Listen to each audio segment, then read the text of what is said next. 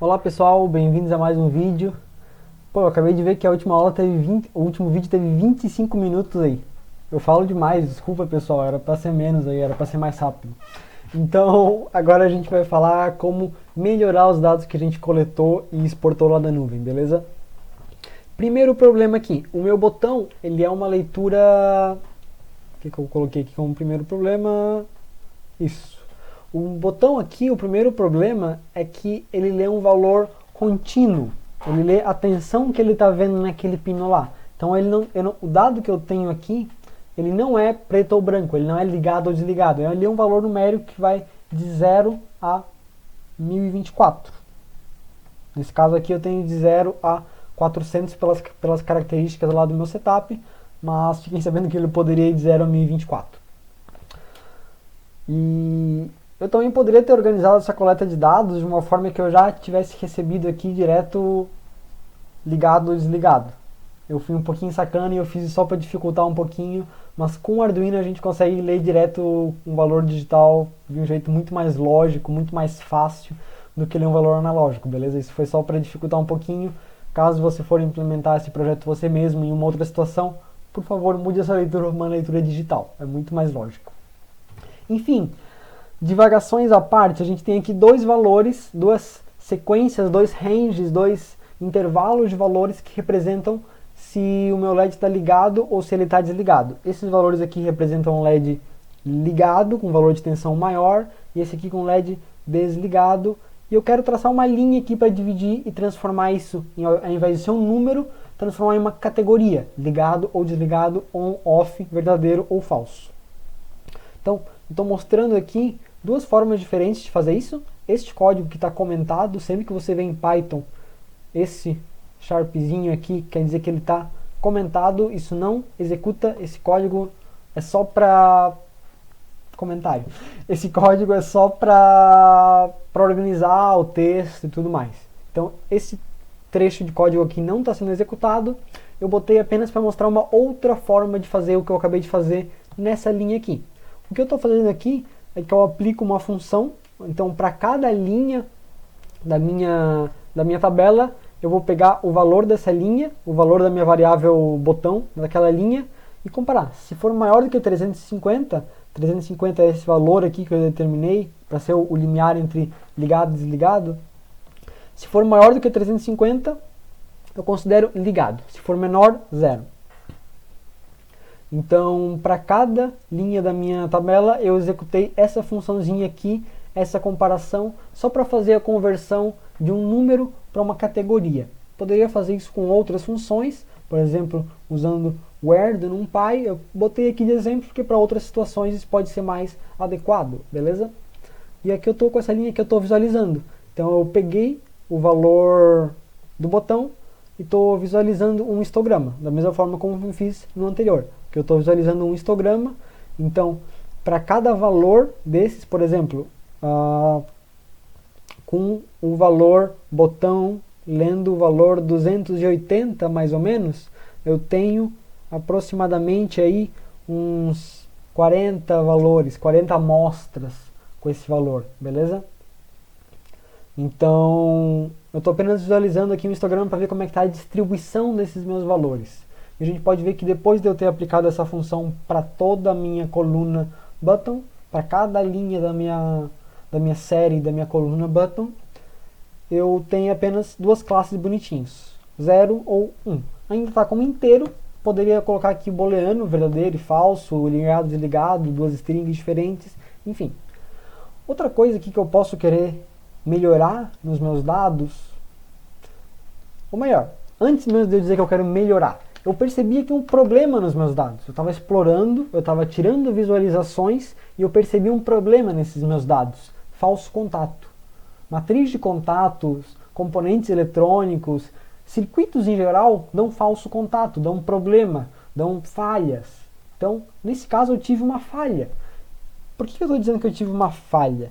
A gente pode ver que os meus valores aqui, de 0 a 1024, que são as leituras de um dos LDRs, de um dos meus sensores, elas estão mais ou menos bem distribuídas.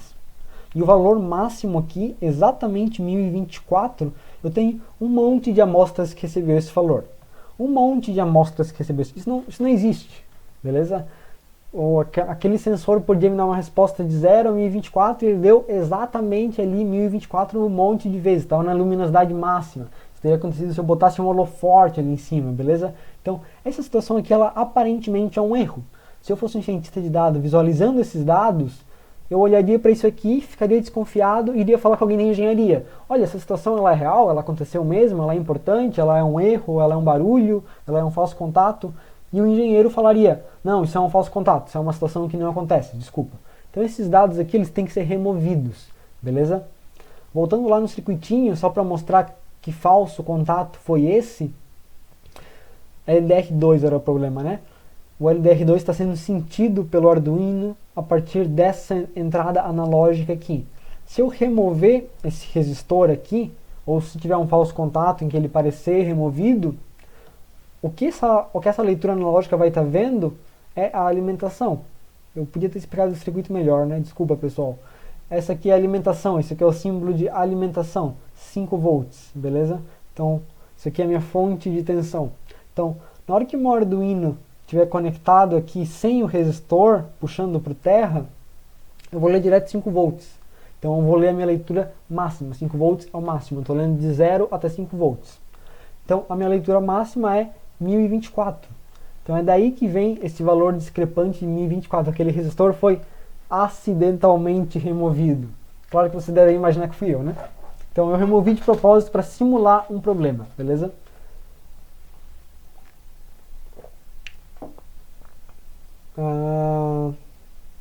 Isso, então aqui eu estou visualizando o problema e aqui eu estou solucionando o problema. Então eu simplesmente tracei aqui uma linha abaixo de 900, tá certo isso? Abaixo de 900, eu provavelmente botei o valor errado aqui, isso foi engano meu, deveria ser 1000 e alguma coisa, eu deveria ter traçado a linha mais ou menos por aqui. Enfim, o fato é que eu determinei um threshold, um limite, um limiar para o meu valor máximo que eu considero normal, para o valor máximo que eu considero aceitável, sem ser ruído. Nesse caso, eu escolhi aqui 900, teria sido mais adequado um valor tipo 1023, por exemplo, só para tirar o 1024 fora. Por que eu escolhi 900? Eu provavelmente, desculpa pessoal, eu acabei de perceber aqui qual deve ter sido o meu engano. Porque como eu estou traçando, para traçar esse histograma aqui com 900 agregações, 900 bins, 900 caixinhas aqui, eu provavelmente só botei 900 aqui também por desatenção. Mas o valor mais adequado seria aqui, bem esse limiar que tira esses meus dados fora. Então a intenção com essa limpeza de dados é que eu mantenha todos os dados que são corretos e elimine só os dados que são ruidosos, beleza? Então eu traçaria aqui uma linha em 1000 e alguma coisa e removeria todos os dados que estão acima disso. Então eu selecionaria só os dados que estão abaixo de 1000 e alguma coisa, ou de 900 nesse caso. Isso poderia ser feito aí com outras formas. Por exemplo, a função aqui de pegar os valores que estão abaixo desse limite, lower. Então eu vou fazer isso com todos, tá? Eu vou sempre mostrar duas formas, geralmente, de solucionar o problema. Para vocês terem isso como prática de programação, caso vocês forem repetir esse trabalho, vocês podem pegar qualquer uma das duas implementações, a que vocês acharem mais fácil, a que vocês acharem mais elegante, enfim, a que for melhor para a aplicação de vocês. Eu deixei sempre rodando aqui, a que eu gosto mais, ou a que eu considero mais fácil. Nesse caso aqui eu gosto mais, assim, mapeando.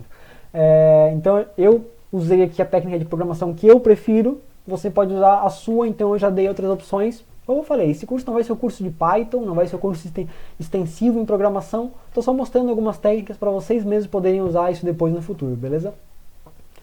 Outra coisa que a gente tem que tratar aqui é que a gente tem uma variável inútil, o ID. Se a gente vê aqui, o ID, essa coluna aqui, ela não me acrescenta nada de informação na hora de fazer a previsão. Então, para saber se o LED está ligado ou não, isso aqui não me ajuda, é só um dado sequencial. Eu até botei algumas estatísticas aqui, a gente tem o valor mínimo em 2, então eu provavelmente removi ali o ID 0 e o ID 1, chegando até 4.531. E aí dá para ver que está uniformemente distribuído, porque os 50% está na média, porque a média coincide com a mediana, enfim, a gente pode ver pela estatística que é constante, os quartis também estão igualmente espaçados, então esse meu dado é simplesmente um dado que vai incrementando, é isso que eu quis mostrar aqui desse jeito mais complicado do que é necessário. Para quem não reconheceu ainda, isso aqui foi só um describe, beleza? A função describe lá do Python.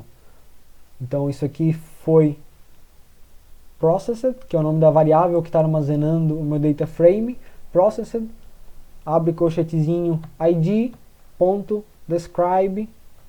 chamando o método describe, e aí já traçou isso aqui, beleza? Já plotou essas estatísticas aqui para mim. Então só o que eu fiz aqui é remover essa coluna aqui, beleza? Removi ela in place. Se não tivesse assim in place aqui, eu teria que botar processed igual a o resultado dessa operação aqui. Então eu removi aquela coluna. Agora vem o problema mais difícil de trabalhar, o problema mais difícil da gente corrigir nos nossos dados. Eu coletei muito mais dados com o botão desligado do que com o botão ligado. Por que isso aconteceu? Você como cientista de dados não precisaria saber por que isso aconteceu, isso é problema de quem coletou os dados. Eu vou explicar aqui por que isso aconteceu nessa coleta de dados específica. O LED só ficava ligado quando eu apertava. Então eu tinha que ir lá, manualmente, botar meu dedinho e apertar o botãozinho. E aí o LED ficava ligado e estava coletando dados da classe positiva, da classe LED ligado. Eu sou preguiçoso, então eu deixei o sistema rodando muito mais tempo do que eu ali com o dedinho apertando. Uma outra solução seria, por exemplo, o Arduino ligar automaticamente ou desligar, fazer um processo de calibração em que ele mesmo liga e desliga o LED para entender como é a resposta. Mas eu acho que essa opção aqui é mais simples de entender, então eu fiz desse jeito e eu coletei muito mais dados da classe negativa do que da classe positiva. Eu aí tracei aqui a quantidade de exemplos que eu tenho em cada classe e pode ver, a contagem de exemplos aqui é mais ou menos 2.600 amostras para a classe negativa e aproximadamente 1.100 para a classe positiva, para a classe LED ligado. E aqui o códigozinho para fazer esse plot. E bom, vocês podem ver que a diferença não é grande. Eu poderia continuar meu machine learning sem resolver esse problema. Mas isso poderia me indicar, isso poderia levar meu algoritmo a não performar tão bem. Por quê? Se meu algoritmo prevê sempre a classe negativa, ou seja, isso não tem aprendizado nenhum, não tem inteligência nenhuma em ele sempre falar 0, 0, 0. Se ele sempre prevesse a classe negativa e eu fosse traçar eu fosse avaliar com a métrica de precisão, eu veria uma precisão aqui no overall do dataset de mais ou menos 75%, certo? Porque essa classe aqui tem mais ou menos o dobro do tamanho dessa. Então, eu já começaria com uma precisão boa. Se meus dados estivessem perfeitamente balanceados, a minha precisão seria de 50%, se eu sempre chutasse uma. Tem algumas situações em que isso é muito mais crítico. Por exemplo, exames médicos.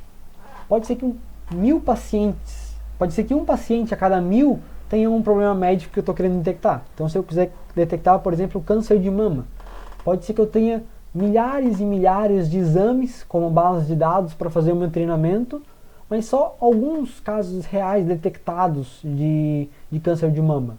Isso pode indicar um problema para o meu algoritmo, pode ser difícil para ele aprender, porque ele vai ver muito mais exemplos negativos e ele pode ficar viciado em sempre prever a classe negativa, sempre prever a classe majoritária, de um ponto de vista mais geral. Se eu tivesse várias classes, eu sempre tenderia a prever a classe majoritária. Então, uma técnica que a gente pode fazer para facilitar o aprendizado do algoritmo, isso é só uma correção nos meus dados, eu não estou mudando a forma como eu coletei os dados, é só um pré-processamento para a hora que eu for treinar o algoritmo, que eu posso fazer o undersampling, eu posso amostrar para menos. Então eu posso pegar esse meu dataset original que tinha duas classes, sendo uma das classes muito maior, uma das classes com muito mais amostras do que a outra, e dessa classe majoritária pegar só alguns pontos, só algumas amostras, de forma que no final eu tenha as minhas duas classes perfeitamente balanceadas, 50% e 50%, beleza? Então eu mostrei aqui o código para fazer esse balanceamento. Eu acho que no código está um link do tutorial que eu peguei essa implementação aqui. Enfim, é coisa simples. Eu basicamente selecionei, separei as duas classes, majoritária e minoritária. E da classe majoritária eu selecionei só o mesmo número. Então eu peguei o mesmo número de amostras da minha classe minoritária. Então eu peguei aqui na minha classe minoritária, digamos que eu tenho aqui 1000 dados na minha classe minoritária, beleza? Então o tamanho, o len, o comprimento da minha classe minoritária são 1000 dados, 1000 amostras. Minha classe majoritária é 1500, mais ou menos. Então, dessa minha classe majoritária, eu vou pegar apenas 1000. Eu vou fazer um sample aleatório de 1000 dados naquela minha classe majoritária. Depois, eu vou juntar esses dois dados. E a gente pode ver, eu juntei aqui na variável balanced, e na hora que eu visualizo a variável balanced, na hora que eu faço um plot do count, uma plotagem da contagem de elementos em cada classe, desculpa. Na hora que eu ploto aqui a contagem, eu posso ver que eu tenho exatamente 1100 para cada um deles. Bonitinho, cravadinho, as duas classes estão 50-50 balanceadas, beleza? Então isso vai ser mais fácil para o meu algoritmo aprender se as classes estiverem balanceadas. E vai ser mais fácil para eu, cientista de dados, conseguir interpretar os resultados depois, beleza? Eu vou, na hora que eu for olhar as métricas de avaliação do problema de classificação, vai ser muito mais fácil interpretar aquelas métricas, porque eu não vou precisar ficar pensando qual seria a minha linha de base, o meu resultado mínimo esperado, que eu sei que é 50% nesse caso. Então, depois de todo esse processamento de dados, a gente tem esse conjunto de dados aqui. É um avanço em relação àqueles dados ruidosos que eu tinha no começo. A coleta de dados sem nenhum tratamento era isso daqui. Pode ver que a gente tem dados misturados. Esses dados aqui são do falso contato. Então a gente pode ver que eu tinha falso contato. Vocês podem ver que esses dados aqui eles estão perfeitamente alinhados, né? Porque são todos 1024 exatamente. Os outros estão dispersos, caóticos. Esses dados aqui são os dados ruidosos. Então a gente pode ver que eu fiz esse falso contato, que o ruído aconteceu em várias situações diferentes. Quando o LED estava desligado, quando o LED estava desligado, com variações diferentes de luminosidade. Então, depois que eu removi aqueles ruídos, depois que eu transformei as minhas classes ligado e desligado numa variável binária bonitinho, depois que eu fiz todo esse pré-processamento, balanceei os dados, depois que eu fiz esse pré-processamento, eu tenho meus dados melhores, mas eu ainda não consigo separar só com uma reta. De qualquer forma, eu teria que achar essa reta manualmente, olhando os dados e fazendo cálculos e tudo mais. Então, a partir destes dados, a gente vai treinar um modelo de machine learning para aprender a função que separa essas duas, beleza? Nos próximos slides aqui tem algumas formalidades e algumas explicações adicionais em relação a tudo isso que a gente veio falando. O que são dados, uma tabela, a organização da tabela, o que é uma variável binária, uma variável qualitativa, por exemplo, ligado e desligado, o que é uma variável numérica, que vai de 0 a 1024, por exemplo. Então, eu expliquei aqui, mostrei exemplozinho de frio, um exemplozinho da temperatura. Então, uma variável para esse mesmo problema, para essa mesma situação, uma variável qualitativa, uma variável categórica, seria eu ter simplesmente frio ou quente, ponto final. E uma variável quantitativa seria eu ter o valor dessa temperatura, exatamente. Em valores ordenados, preferencialmente um conjunto infinito, aí, um float representando as minhas possibilidades. Infinito. Outra coisa a ser analisada aqui, nível de mensuração. Isso é formalidade quase desnecessária, vamos pular, você vê isso em casa.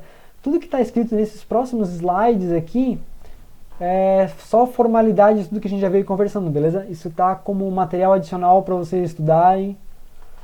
Pré-processamento também é tudo isso que a gente veio falando até agora, melhorar os dados para machine learning conseguir aprender. Resumido em uma frase, se eu botar lixo para o machine learning aprender, o machine learning vai aprender lixo. Nada de útil, vai prever coisas aleatórias, beleza? Um outro termo que eu provavelmente já usei ao longo desse curso é Feature Engineering. Então, a partir daquelas minhas variáveis, conseguir trabalhá-las de uma forma que eu extraia mais informação. Nesse contexto, nesse problema, um exercício de Feature Engineering poderia ser, por exemplo, criar uma outra coluna, criar um novo dado, seria aqui, eu vou chamar de variável 4, criar um novo dado aqui, que é a subtração de LDR1 com LDR2. Não é a melhor feature engineering do mundo, mas eu poderia fazer isso e é um exemplo aí do que fazer. Obviamente eu vou buscar features novas, muito mais avançadas do que a subtração de uma com a outra. Isso não ajuda. Isso até atrapalha às vezes. Remoção de ruídos de uma forma bem geral, isso é chamado de outlier. Outliers tem uma definição estatística, que eu não abordei aqui, eu falei simplesmente, um ruído foi aquele falso contato ali que estava fora da minha distribuição esperada. Então, a partir do conhecimento do problema, eu entendi o que era um ruído, mas eu consigo ter métodos estatísticos para achar ruídos automaticamente, eu consigo treinar outros modelos de machine learning que vão ser específicos para detectar outliers. Aqui nesse caso, nessa outra coleta de dados aqui, provavelmente parece ser uma série temporal ou algo similar. Esses dados aqui claramente estão fora da minha tendência, estão fora do meu padrão, então eu poderia considerar eles outliers. Balanceamento de dados, aquilo que a gente falou, aquela outra imagenzinha de um ponto de vista mais geral, e o tutorialzinho aqui de como implementar o undersample, que é o que a gente fez, o oversample, quando eu quero aumentar uma classe minoritária. Pelo que eu me lembro, esse tutorial também fala mais coisas, assim, dá exemplos de aplicação e quando que isso é importante e tudo mais. Vale a pena, tutorial muito bom. Dados faltantes. Sim. Se, por exemplo, nessa coluna aqui, nesses dados que eu coletei aqui, LDR2, eu tivesse alguns valores inexistentes, eu tivesse deixado de coletar dados, não sei, porque o Arduino deu problema, porque na hora de enviar esses dados foram corrompidos, porque na hora que eu fui exportar os dados, eu exportei errado, eu me confundi ali com o select do banco de dados, na hora de selecionar os dados eu fiz bobagem e saiu dados faltando. Como lidar com esses dados faltantes? Eu poderia eliminar a linha inteira, eu poderia tentar adivinhar que dados são esses, então eu escrevi aqui alguma coisa sobre isso. Transformação de dados é tudo aquilo que a gente veio fazendo, de converter de um para o outro, então eu listei aqui vários tipos de conversão de dados diferentes. Deem uma olhadinha nesse material, deem uma estudadinha em casa, pesquisem por fora, implementem projetos de vocês, beleza? Assim, coletar dados é um exercício, coletar e tratar dados é um exercício trabalhoso. Você só vai aprender na prática, limpando dados, trabalhando com datasets bem sujos. Machine Learning é dataset sujo. Vocês vão querer aprender situações complexas, muito mais complexas do que LEDzinho e botãozinho, beleza? Então, geralmente esses dados vão vir caóticos. E vocês vão ter que ser muito bons, se vocês quiserem ir para a área de Data Science, em visualizar dados, entender onde estão os problemas, achar o que é ruído, o que não é, fazer Feature Engineering. Isso geralmente é a maior parte do processo de Machine Learning, beleza? Grande parte daquele ciclo de vida que eu falei que eu queria exercitar, grande parte do tempo a gente fica preso aqui dentro. E aqui dentro, especificamente, nesse quadradinho coletar dados. Eu rabisquei tudo aqui, mas aquele quadradinho está escrito coletar dados. Então, coletar dados e pré-processar dados, geralmente é a parte mais dolorosa do processo e a parte mais arte, digamos assim. A parte que é menos ciência e mais arte do cientista de dados conseguir trabalhar com a loucura que vai vir ali, beleza? Então a gente exercitou um pouquinho de processamento de dados, coloquei mais materiais aqui para vocês verem. Próxima aula a gente vai pegar esses dados já tratados e treinar um modelo de Machine Learning para aprender realmente se o LED está desligado ou não. Beleza? Valeu pessoal, deem um feedback aqui embaixo, curtam o vídeo, continuem ligados. Valeu!